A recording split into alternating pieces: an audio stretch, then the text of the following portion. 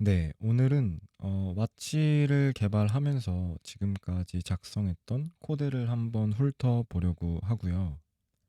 더 나아가서는 이 왓치 애플리케이션 개발하는 과정에서 이제 모르고 썼던 코드들, 특히 어떤 코틀린의 특징적인 문법들이나 아니면 이 안드로이드 어플리케이션 개발 관련해 가지고 좀 알아두면 좋을 컨셉들 같은 거 위주로 한번 다뤄보려고 합니다.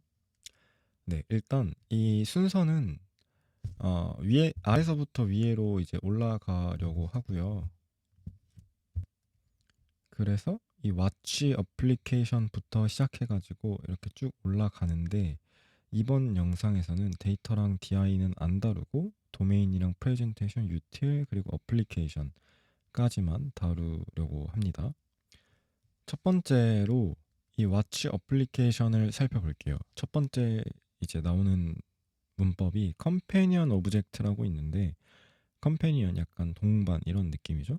그래서 이게 C++ 같은 걸로 따지자면 스태틱, 그러니까 인스턴스에 상관없이 이 키워드, 이 클래스를 사용하는 여러 인스턴스들은 이 값을 공유한다 라고 생각을 하면 되고요. 이 컴패니언 오브젝트 안에 const val이라는 키워드를 썼는데 생각을 해보면 코틀린에서 var이랑 val이랑 뮤터블 하냐 이뮤터블 하냐 이 차이가 있죠.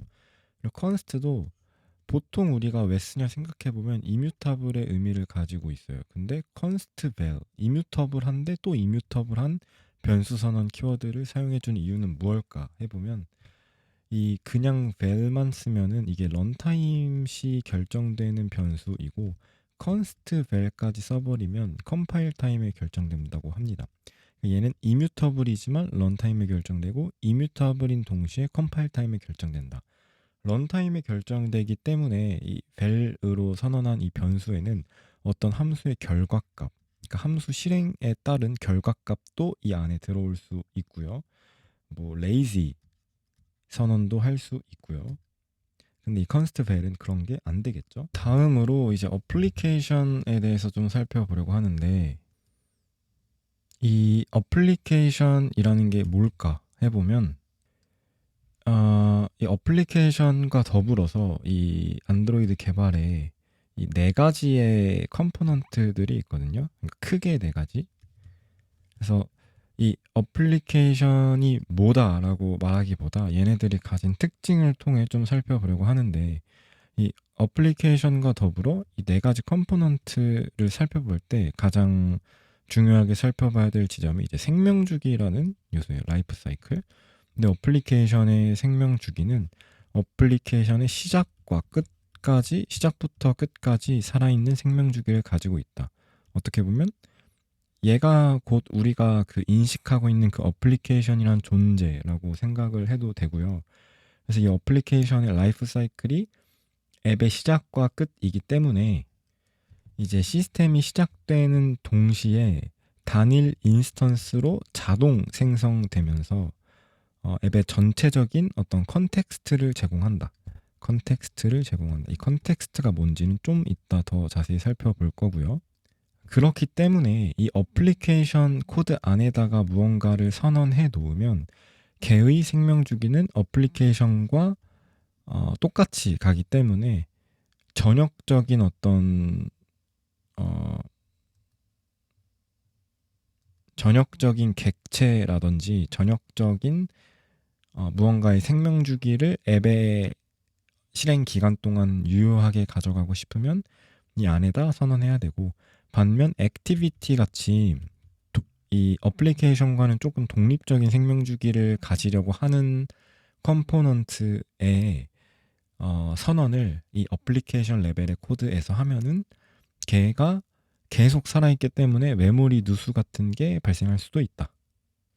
그럼 말 나온 김에 이제 4대 컴포넌트가 뭘까 생각을 해보면 첫 번째로 액티비티라는 게 있고요.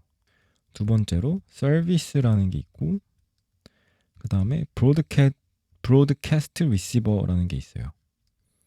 그 다음에 컨텍스트 프로바이더라는 이제 컴포넌트들이 있다. 이 4개의 컴포넌트가 있다라고 했고, 아까 말한 것처럼 이제 첫 번째로는 이 어플리케이션과 더불어서 컴포넌트들이 이 고유한 생명 주기를 가지고 있고요. 그 다음에 독립적인 진입점의 역할을 한다. 독립적인 진입점의 역할을 한다. 이게 어떤 말인지는 사실 잘 모르겠어요. 그 다음 세 번째는 이 시스템 레벨에서 유효한 4가지의 컴포넌트이기 때문에 시스템과의 계약을 하고, 그러기 때문에 매니페스트 파일에 선언을 해놔야 된다. 그래서 보면 여기 어플리케이션 같은 것도 확인할 수 있고, 액티비티, 서비스, 뭐 브로드캐스트 리시버나 컨텍스트 프로바이더 같은 거는 아직 보여드리진 여긴 없지만, 그런 것들이 이제 중요하다. 그래서 액티비티가 뭐냐 하면은 상호작용 화면 같은 거를 보여주는 걸 액티비티라고 하고, 이 서비스는 이제 백그라운드에서 실행되는 어떤 서비스들, 그러니까 장기적으로 실행되는 좀 생명주기가 긴 어떤 백그라운드 시스템을 서비스라고 하고, 반면에 브로드캐스트 리시버는 생명주기는 굉장히 짧고 브로드캐스트 메시지를 수신하는 어떤 거죠. 그 다음에 이 컨텍스트 프로바이더 같은 경우는 앱 간의 데이터를 공유할 때 그 방법, 예를 들면 연락처, 뭐 사진 이런 거는 여러 앱들이 공유할 수 있는 거라 컨텍스트 프로바이더를 통해서 서로 어떤 정보를 주고받는다. 브로드캐스트 리시버 같은 경우는 짧은 생명 주기라고 했는데, 어떤 브로드캐스트 메시지를 처리해야 될 일이 있으면 그 처리하기 전에 걔가 도착했다라는 걸 인지하는 애는 따로 있고, 걔가 이제 브로드캐스트 리시버를 생성함으로써 이 안에 처리 로직을 담는다라고 생각하면 될 것 같아요. 그리고 이제 컨텍스트 개념을 살펴보면, 컨텍스트는 앱의 현재 상황 아니면 어떤 환경에 대한 정보를 가지고 있습니다. 현재 뭐 상황이나 환경 중에 예시가 될 게 첫 번째가 리소스인데, 뭐 앱의 네임 아니면 뭐 앱 로고 이런 리소스들에도 접근이 되고요. 아니면 노티피케이션 서비스 같은 이 앱 자체에서 실행되고 있는 서비스에도 접근이 되고요. 그 다음에 어떤 액티비티나 파일 시스템 같이 어떤 이 앱이 활용할 수 있는 그 어떤 형태의 환경 혹은 현재의 상황, 상태, 현재 보고 있는 화면의 위치, 현재 보고 있는 화면 뭐 이런 것들에 대한 정보를 담고 있는 요소다. 담고 있는 요소라고 할 때 이게 뭐가 사용됐냐면 결국 퍼사드 패턴이 사용됐다라고 볼 수 있는데, 이 퍼사드 패턴이라고 하면 흔히 퍼사드 패턴이라고 하면 뭔가 이 복잡한 구현을 좀 API 형태로 간단하게 보여주는 무언가, 이런 어떤 그냥 코드 레벨의 추상화, 다 퍼사드 패턴이라고 말하는 것 같아요. 그다음에 서비스 로케이터 패턴도 일부 담고 있다. 컨텍스트가 어떤 노티피케이션 서비스에 접근하고 싶을 때 얘한테 컨텍스트야 나 이거 필요해 라고 말하면 그 서비스를 제공해주는 기능을 가지고 있기 때문에 서비스 로케이터 패턴도 갖고 있고요. 그다음에 앱스트랙트 팩토리 패턴, 예를 들면 현재 리소스나 현재 어떤 앱 네임 같은 거를 fail 어쩌고는 이제 컨텍스트 뭐 get string에 뭐 r string 뭐 리소스 이렇게 접근을 할 수 있기 때문에 어느 정도의 팩토리 패턴의 성격도 있고, 자연스럽게 컨텍스트는 그 싱글톤의 형태를 이제 띄고 있다라고 이해를 하면 됩니다.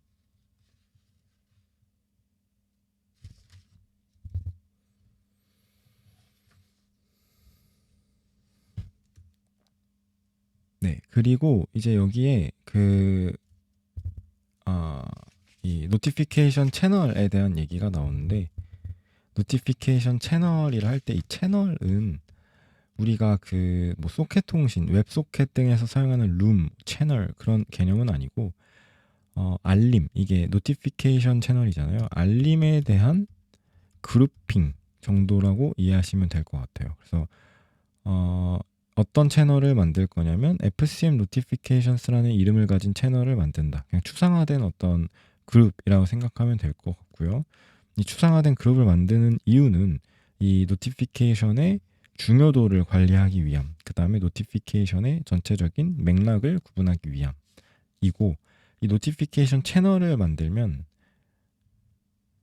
이 컨텍스트 닷 노티피케이션 서비스라는 걸로 접근을 해서 시스템 서비스를 얻어서 이 노티피케이션 매니저를 획득할 수 있고 걔한테 채널을 넘겨주면 된다. 그래서 노티피케이션이라고 했을 때 핸드폰에다가 노티피케이션을 만들고 여러 앱에 대한 노티피케이션을 관리하는 이런 개념이 아니라 하나의 단일 앱에서만 유효한 개념이라고 이해하면 될 것 같고요. 이 매니저라는 개념도 컨텍스트 노티피케이션 서비스를 받아오니까 결국에 싱글톤과 어떤 팩토리의 개념이 좀 포함되어 있다라고 생각하면 될 것 같습니다.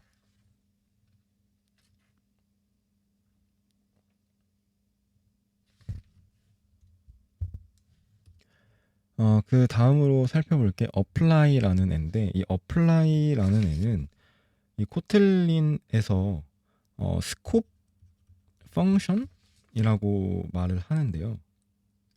이 스코프 펑션에 있는 게 뭐 let 키워드도 있고요, run 키워드도 있고, with 키워드도 있고, apply 키워드도 있고, 뭐 also 키워드도 있고 되게 많은데 이 각각에 대한 특징을 한번 살펴보려고 해요. 특별히 apply를 사용했으니까 apply를 먼저 살펴보자면, apply에서는 일단 수신객체 이 receiver object라는 개념이 있습니다. receiver object. 이 apply를 호출한 이 미디어 레코더 자체가 수신객체 receiver object이고요.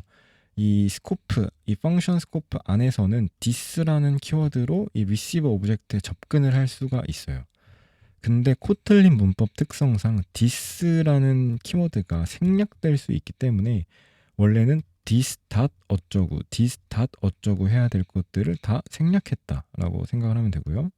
이 미디어 레코드 같은 경우에는 그 내부적인 문서에 이렇게 스테이트 머신으로 표현을 해줬어요. 미디어 레코더가 어떤 스테이트에 있고 어떤 펑션을 호출했을 때 어떤 스테이트로 넘어가고 그 스테이트에서는 어떤 펑션들을 또 호출할 수 있고 결국 우리가 원하는 형태로 갈 때 어떤 과정을 거쳐야 할지 이 스테이트 머신으로 표현을 해주고 있는데 마찬가지로 이제 여기서도 이 this dot 어쩌구를 하면서 이 미디어 레코더 자체의 스테이트를 바꾸고 있다. 그래서 오디오 소스를 세팅을 하고 아웃풋 파일의 포맷을 세팅하고 오디오 인코더 세팅하고 어쩌고 하고 스타트 하면은 이제 레코딩의 스테이트로 넘어간다.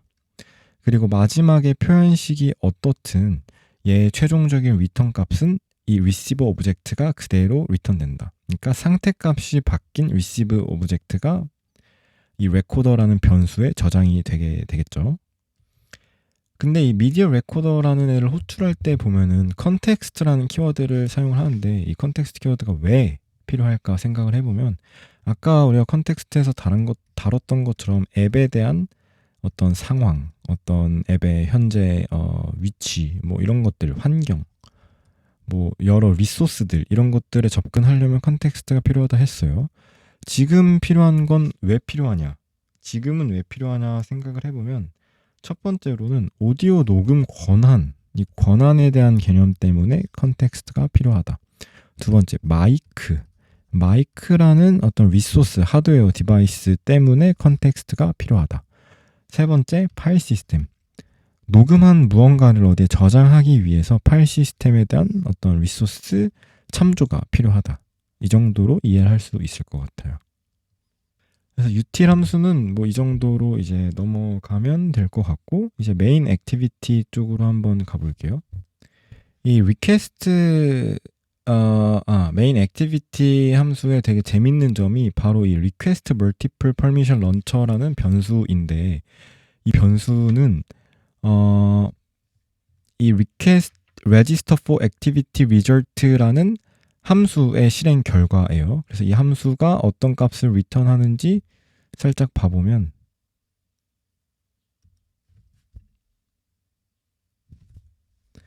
얘는 activity result launcher라는 애를 return한다 라고 볼 수 있는데, 이제 activity result는 얘를 return한다 라고 볼 수 있고, 여기서 중요한 게 이 인풋과 아웃풋의 타입이 제너릭 타입으로 결정되어 있어요. 근데 이 제너릭 타입이 이 아웃풋은 첫 번째 파라미터, 두 번째 파라미터에 사용되고, 이 인풋은 첫 번째 파라미터, 그 다음에 결과에 이렇게 사용이 돼요. 그랬을 때 얘한테 직접적으로 어떤 그 타이핑을 위한 힌트를 제공해 주는 게 현재 없거든요. 만약에 단순히 이런 함수만을 본다면 permissions가 뭐지? 이게 어떤 타입이어야 되지? 혹은 얘가 이제 return하는 이 request multiple permission launcher가 activity result launcher라고 하는데 어떤 타입의 어떤 generic 타입이 사용됐지라는 걸 알 수가 없어요. 그래서 그 중간에 타이핑을 위한 bridge, contract, 계약, activity result contract라고 하는 이 계약을 컴파일 시스템에 이 타이핑이 잘 됐는지를 검증할 수 있도록 어떤 입력과 출력에 대한 contract, 계약, 타이핑의 개념을 위한 이 contract 파라미터가 들어가게 됩니다.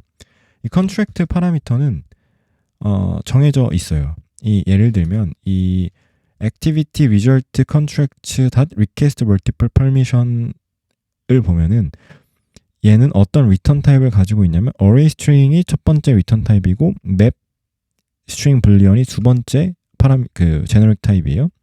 그러니까 얘가 이 i와 o를 결정하게 된다. 그러니까 얘를 파라미터로 사용하는 순간 아웃풋은 map string boolean 형태.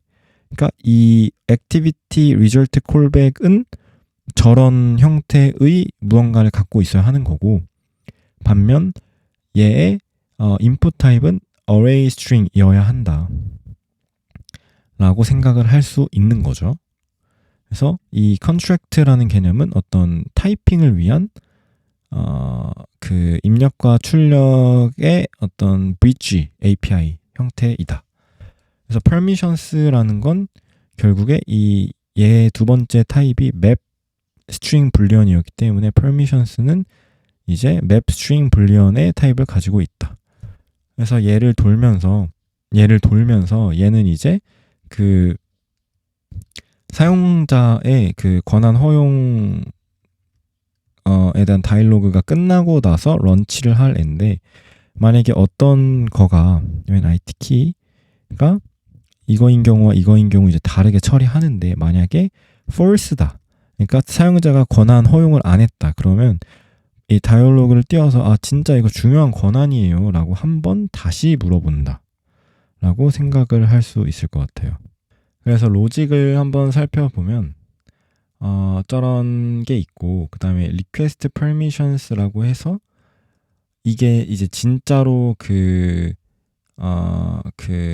이제 이 main activity의 onCreate function에서 이제 실행되는 게 request permissions인데, 첫 번째로 permissions, 아까 정의했던 그 두 가지 permission에 대한 필터링을 통해서 이미 그 허용된 권한이면은 걔를 이제 그 리스트에서 제거하고, 그게 아닌 권한들만 따로 이제 permission to request라는 리스트 타입으로, array 타입으로 정의를 한 다음에 이제 그거를 input 타입으로 인풋으로 넣음으로써 아까 그 런처의 런치 펑션을 통해 그 다이얼로그를 띄운다 라고 생각을 할 수, 그 리퀘스트 하고 나서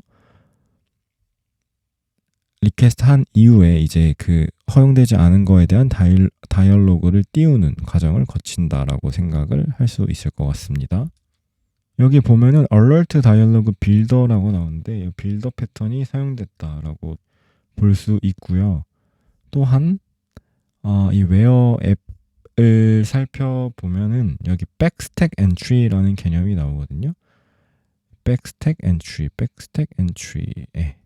백스택이라고 했을 때 이 백스택은 주로 내비게이션 과정에서 사용되는 표현이고, 이 어떤 그 스크린이나 액티비티에 대한 스택 전환 여기서 여기로 갔고 여기서 여기로 갔고 그래서 지금 현재 이 화면이다 라는 어떤 백스택에 있는 엔트리에 접근해 가지고 이 내비게이션에서 사용되는 argument나 여러 변수들에 대해 접근할 수 있다. composable arguments라는 애를 줬기 때문에 이 argument에 접근하려면 이 백스택 엔트리로 접근을 해야 된다.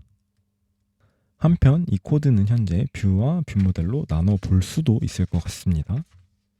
네, 그렇게 하면은 메인 액티비티까지는 살펴봤고 그다음 뷰 모델을 살펴보려고 해요. 뷰 모델. 첫 번째로 메시지 뷰 모델을 살펴볼 건데 메시지 뷰 모델에 뷰 모델을 보다 보면 자꾸 이런 표현이 나와요. 뷰 모델 스코프 런치.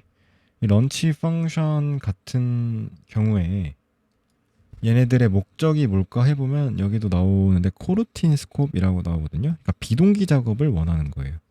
그래서 어쩌고 다 런치 하면은 두 가지의 목적이 있는데 첫 번째는 비동기의 목적을 가지고 있고요. 비동기지만 생명 주기를 이제 그 앞쪽 무언가로 결정을 하는 거예요. 그래서 이 스콥 닷 런치 하면은 얘의 생명 주기, 이 비동기 작업의 생명 주기가 이 뷰 모델의 생명 주기와 얼라인 되게 된다. 같은 어떤 생명 주기를 가지고 있다. 그래서 생명 주기에 대한 특징이 두 번째다. 되게 좋은 게 이렇게 스콥 닷 런치라고 하면은 어떻게 보면 비동기 작업이고 어떻게 보면은 이거를 콜백 펑션으로 쓴다 했을 때 굉장히 이 플로우 자체가 예측하기 힘들 수도 있는데 이 가독하는 과정에서 이 코드를 읽는 과정에서 이 굉장히 가독성이 좋다. 어떤 플로우로 마치 비동기가 아닌 함수처럼 확인을 할 수 있다는 게 되게 좋다. 그리고 이제 여기 let 키워드가 나와요. 아까 다뤘던 것 중에 하나, 뭐 apply와 동일하게 이제 scope 펑션이라고 하는데 특별히 let은 언제 자주 쓰냐면 null safety를 보장할 때 되게 자주 쓰거든요. 이 물음표점 하면은 얘가 null이 아닐 때만 이 scope에 해당하는 펑션이 실행된다. 그래서 첫 번째는 null safety에 대한 이점이 있고요. 두 번째는 아까는 this로 이 앞에 그때는 이제 receiver object라고 했는데 이 앞에 있는 이 요소를 약간 this apply에서는 this로 참고했는데 여기서는 it라는 요소로 참고한다. iterator의 줄임말이겠죠. 그래서 iterator로 줄이고 아까는 어떻게 되든 최종 반환값은 receiver object라고 했는데 여기서는 그게 아니라 마지막 함수에 대한 반환값이 이 최종적인 스코프의 반환값이다 라고 생각을 할 수 있습니다. 그래서 아까 런치에서 다뤘듯이 비동기 작업이 이 코틀린에서 굉장히 중요하게 생각하는 부분인 것 같아요. 그 다음에 또 되게 어렵기도 하죠. 그래서 첫 번째로 나중에 살펴볼 만한 게 이 비동기 작업을 이제 그 코틀린이 어떤 뭐 시스템적인 레벨에서 어떤 메커니즘, 어떤 방식으로 다루는지, 뭐 자바스크립트는 뭐 싱글 스레드 이벤트 큐 어쩌고 뭐 이러는데 코틀린에서는 어떻게 다루는지가 좀 볼만하고요. 그래서 이 비동기를 다루는 게 이제 어떤 이벤트와 이미트, 그래서 뷰 모델에서 특정 이벤트를 이밋하고 뷰에서 콜렉트 해가지고 특정 이벤트 발생했을 때 뭐 라우팅 뭐 이런 식으로 하는 이벤트 이밋도 비동기 작업이고요. 그러니까 비동기 작업이면서 뭔가 그 펍섭 구조이기도 하고 뭔가 이벤트 큐 루프, 이벤트 큐 패턴이기도 하고 뭔가 리스너의 패턴인 것 같기도 하고 이런 패턴이 코틀린에서는 실제로 어떻게 다루고 있는지도 좀 봐야 될 것 같고요. 그 다음에 코루틴, 어떤 이런 뭐 런치, 코루틴 스코프 뭐 이런 코루틴 개념도 있고 뷰 모델에서 제일 많이 쓰는 스테이트 플로우, 이게 변경되면 뷰에 자동으로 전파가 되는데 이것도 결국에는 어떤 비동기적인 요소일 것 같은데 어떻게 되는지. 그 다음에 with context라는 애도 비동기거든요. 얘는 이제 컨텍스트 스위칭을 되게 효율적으로 해주는데 특별히 여기 파라미터로 넣은 어떤 값을 통해서 어떤 스레드의 컨텍스트에서 실행되는 게 가장 효율적인지를 판단하고 그 스레드로 컨텍스트 스위칭을 해주는 함수라고 생각하면 될 것 같습니다.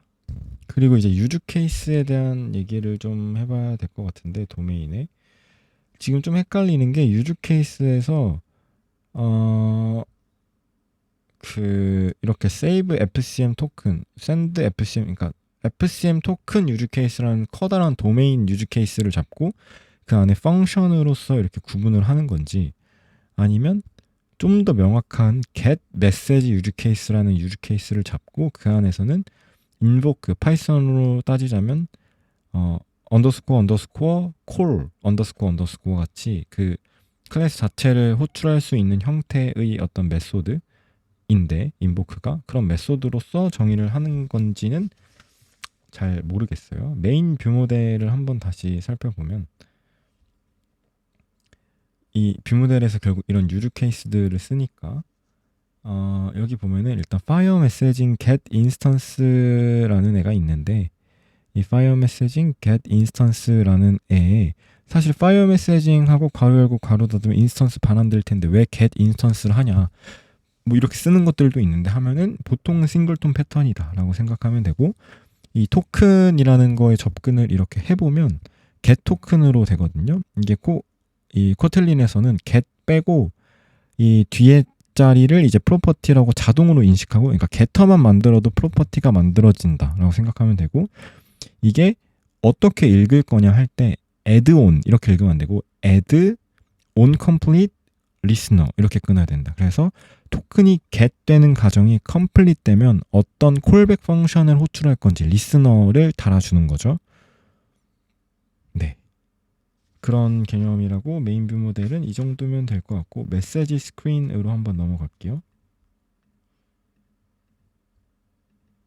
메시지 스크린에 런치 이펙트가 있는데, 이 런치 이펙트 같은 경우는 스크린이 처음 만들어질 때도 호출되고 또 언제 호출되냐, 여기서 이제 컴포지션이라는 개념이 나오거든요.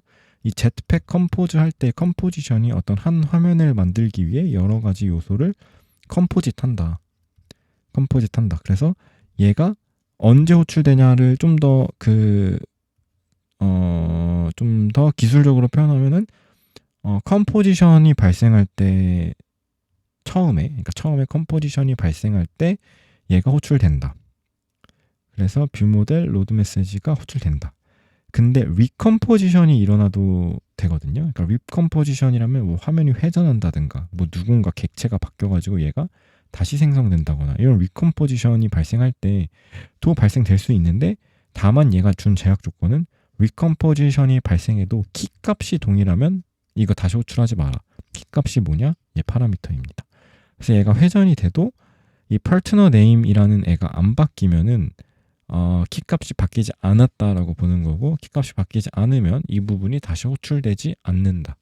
그래서 컴포지션과 리컴포지션 키 값이라는 표현을 좀 알아두면 좋겠다.